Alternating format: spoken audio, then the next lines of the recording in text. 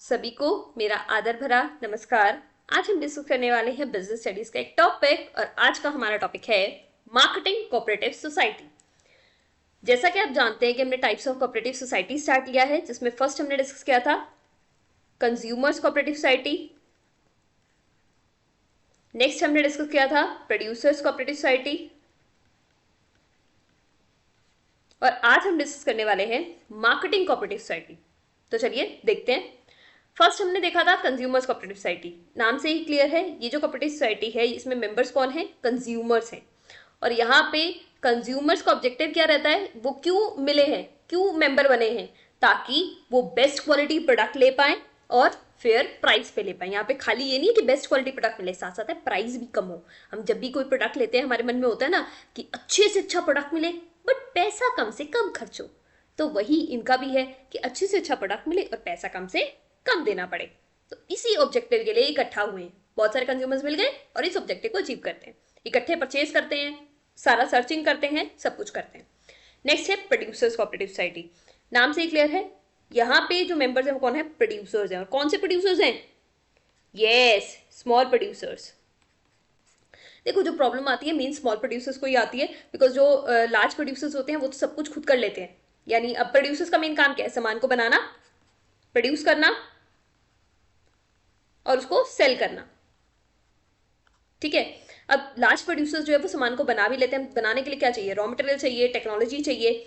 तो उनके पास पैसा होता है, वो रॉ मटेरियल भी ज़्यादा क्वांटिटी में परचेज कर सकते हैं और टेक्नोलॉजी भी अच्छी से अच्छी ले सकते हैं। और बेचने की बात आए तो वो एडवर्टीजमेंट पे लाखों करोड़ों खर्चा भी कर सकते हैं और वो बेच आसानी से सकते हैं। बट प्रॉब्लम आती है स्मॉल प्रोड्यूसर्स को। जब वो सामान बना रहे हैं तो उनको अच्छी टेक्नोलॉजी चाहिए, तो इतना पैसा नहीं है। बेचना है तो एडवर्टीजमेंट के लिए पैसा नहीं है।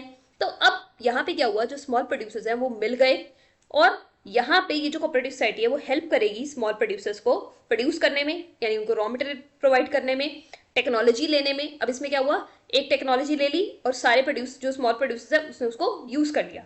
सेल करने में, मतलब ताकि उनका जो प्रोडक्ट है वो मार्केट में अच्छे से बिक पाए, अच्छा प्रॉफिट मिल पाए। तो ये प्रोड्यूसर्स कोऑपरेटिव सोसाइटी बेसिकली किसके लिए क्रिएट की गई? स्मॉल प्रोड्यूसर्स के लिए। अब थर्ड हमारे पास है मार्केटिंग कोऑपरेटिव सोसाइटी। नाम से ही क्लियर है कि ये कोऑपरेटिव सोसाइटी किसके लिए क्रिएट की गई? मार्केटिंग के लिए। अब सिंपल वर्ड्स में अगर हम मार्केटिंग देखें तो मार्केटिंग वर्ड में ही हमारे पास क्या आता है? Market.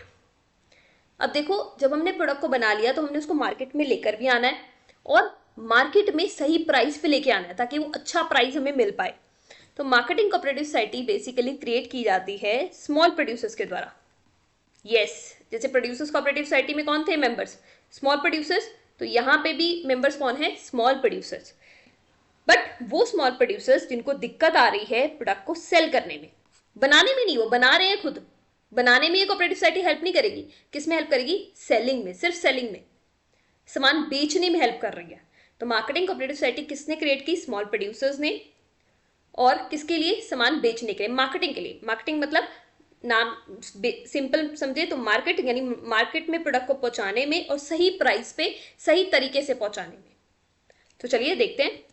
So marketing cooperative society जो है वो हमारी, उसके क्रिएटर्स कौन है? पहले ही बात कर ली हमने, स्मॉल प्रोड्यूसर्स। और कौन से स्मॉल प्रोड्यूसर्स? जो अपना सामान नहीं बेच पा रहे, small producers who face difficulty in selling their product at handsome profit. देखो बेचने की प्रॉब्लम नहीं है, बिक तो जाता है बट अच्छे प्रॉफिट पे, अच्छे प्रॉफिट पे बेचना है। तो वो अच्छे प्रॉफिट पे नहीं बेच पा रहे, इसीलिए वो इस सोसाइटी का जो है वो मेंबर बने हैं। अब ऑब्जेक्टिव क्या है इस सोसाइटी का? अब वो बेच नहीं पा रहे तो उनको बेचने में हेल्प करना, उनको रेगुलर मार्केट प्रोवाइड करना। ठीक है। नेक्स्ट इज मिडल मैन से रिलेटेड एक बड़ा ही इंपॉर्टेंट पॉइंट है, providing relief to members from exploitation of middle man. अब ये जो स्मॉल प्रोड्यूसर्स होते हैं ना उनको मिडल मैन भी एक्सप्लॉइट करते हैं।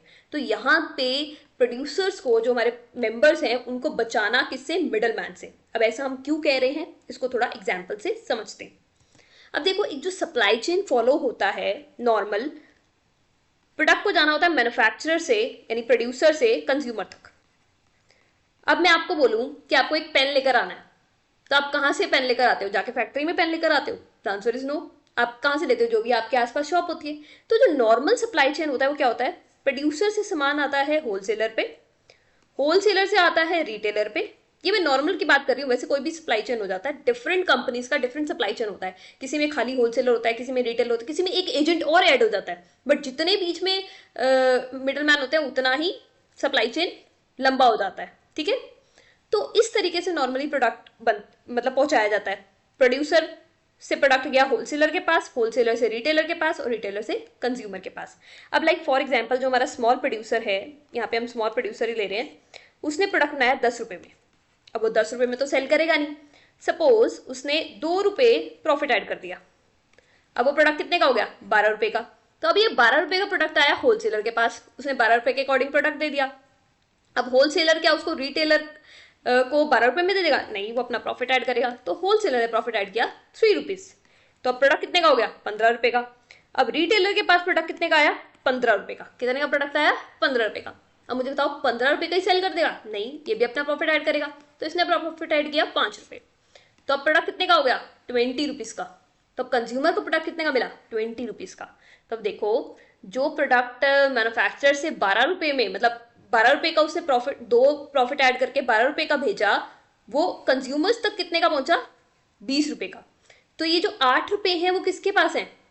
मिडल मैन के पास, होलसेलर और रिटेलर के पास। बट अगर हम इस होलसेलर और रिटेलर को रिड्यूस कर दें और सीधा प्रोडक्ट कंज्यूमर तक पहुंचा दें, तो प्रोडक्ट लाइक कितने का हो जाएगा? 12 रुपए का। अब प्रोडक्ट अगर सस्ता हो गया तो क्या कंज्यूमर ज्यादा से ज्यादा प्रोडक्ट को परचेज करेंगे? The answer is yes. और ये देखो, अब लाइक 12 रुपए का ना भी बेचे, वो 12 रुपए का पड़ता है ना, तो अब उसको 14 रुपए का कर दे, 2 रुपए और ऐड कर दे, तब भी कंज्यूमर को फायदा है। क्यों? क्योंकि अगर ये मिडल मैन को अगर हम लेके चलते हैं तो 20 रुपए का उसको मिलता है, और अगर हम उसको 14 रुपए का दे रहे हैं तब भी क्या हुआ? कंज्यूमर को तो तब भी सस्ता पड़ रहा है। तो जो होलसेलर और रिटेलर होते हैं उसकी वजह से जो प्रोडक्ट का प्राइस है वो इंक्रीज हो जाता है, क्योंकि वो अपना प्रॉफिट मार्जिन भी इंक्रीज करते हैं। तो अगर ये जो प्रॉफिट मार्जिन है उसका थोड़ा सा हिस्सा मैन्युफैक्चरर को मिल जाए, यानी स्मॉल प्रोड्यूसर को मिल जाए, तो इसमें स्मॉल प्रोड्यूसर का भी फायदा कि उसको भी मार्जिन बढ़ गया। देखो, अब इसमें स्मॉल प्रोड्यूसर का फायदा हो गया कि 2 रुपए उसको एक्स्ट्रा मिल गए, और कंज्यूमर का भी फायदा कि उसको 20 रुपए की जगह कितने का मिल गया? 14 रुपए का मिल गया। और अगर हम 12 रुपए का भी बेच देते तब भी ठीक है। तो इसमें बेसिकली बात क्या है कि जो स्मॉल प्रोड्यूसर होता है वो जब मिडिल मैन्स का यूज करता है, यानी होलसेलर और रिटेलर का यूज करता है, तो वो क्या करते हैं? वो प्रोडक्ट का प्राइस बढ़ा देते हैं। प्रोडक्ट का प्राइस बढ़ा दिया तो मार्केट में प्रोडक्ट महंगा हो गया, मार्केट में प्रोडक्ट महंगा हो गया तो बिकने में उसकी प्रॉब्लम आएगी, और दूसरा उसको अभी प्रॉफिट मार्जिन बहुत कम होता है। तो यहाँ पे ये जो सोसाइटी है वो किस में हेल्प करती है? वो हेल्प करती है प्रोड्यूसर्स को, ये जो मिडल मैन है उनको रिड्यूस करने में, और या फिर उनको बिल्कुल खत्म करने में। अब यहाँ पे खाली होलसेलर रह जाए, होलसेलर सीधा कंज्यूमर में आ जाए, तब भी रिटेलर का प्रॉफिट बच गया, जो रिटेलर ने प्रॉफिट ऐड करना था वो बच गया। तो इस तरीके से वो क्या कोशिश करते हैं कि सप्लाई चेन में जितने भी मिडल मैन है, जितने भी बिचौलिए हैं, उनको रिड्यूस किया जाए, बिकॉज जितने मिडल मैन आएंगे उतना ही जो प्रोडक्ट है उसका प्राइस बढ़ता जाएगा, बिकॉज कोई भी आगे बेचेगा तो वो प्रॉफिट ऐड करके बेचेगा। Hope that's clear. सो अगर हम बात करें मार्केटिंग कोऑपरेटिव सोसाइटी की, तो ये क्यों सेटअप की गई? किसके लिए? पहले हमने बात की स्मॉल प्रोड्यूसर्स के लिए। अब क्यों? such societies are set up to protect the interest of small producers in selling their product, क्योंकि स्मॉल प्रोड्यूसर्स जब मार्केट में आते हैं तो उनको लार्ज प्रोड्यूसर्स के साथ और बाकी बहुत सारी डिफिकल्टीज फेस करनी पड़ती हैं। तो इस कोऑपरेटिव सोसाइटी का जो मेन ऑब्जेक्टिव है वो क्या है कि स्मॉल प्रोड्यूसर्स अच्छे से अपने प्रोडक्ट को सेल कर पाए और अच्छी प्राइस पे कर पाए। अब यहाँ पे कौन मेंबर बनता है? कौन से मेंबर आते हैं? The member consist of producers who wish to obtain reasonable price for their output. यहाँ पे वही मेंबर्स आते हैं जो अपने आउटपुट का, यानी जो अपना सामान है उसका अच्छा प्राइस लेना चाहते हैं। अब इस सोसाइटी का एम क्या है? मेन एम क्या है? क्यों क्रिएट की? To eliminate middle man and improve competitive position of its members. Middle man को रिड्यूस करना, एलिमिनेट करना, या तो खत्म हो सके मिडल मैन तो खत्म कर दे, नहीं तो कम कर दे। अब लाइक फॉर एग्जांपल चेन चल रहा है manufacturer to wholesaler to retailer to consumer, तो सीधा मैन्युफैक्चरर से रिटेलर के पास आ जाए तो होलसेलर का मार्जिन कम हो जाएगा। तो यहाँ पे या तो मिडल मैन को रिड्यूस कर दो या बिल्कुल खत्म कर दो, ठीक है। तो इससे क्या होगा? फेवरेबल मार्केट, एक तो कंज्यूमर को सस्ता मिल जाएगा, सस्ता मिल जाएगा तो देखो सामान सस्ता हो गया तो ऑब्वियसली उसको बेचना भी आसान हो जाएगा। जितना सामान महंगा होता जाएगा उतना उसको बेचना डिफिकल्ट होता जाएगा। अब यहाँ पे बेसिक फंक्शन क्या है मार्केटिंग कोऑपरेटिव सोसाइटी का? जो उनके मेंबर्स हैं उनके उनसे सामान लेना, कलेक्ट करना और उनको सेल करना। ठीक है, देखो मेन फंक्शन क्या है, सामान को कलेक्ट करना,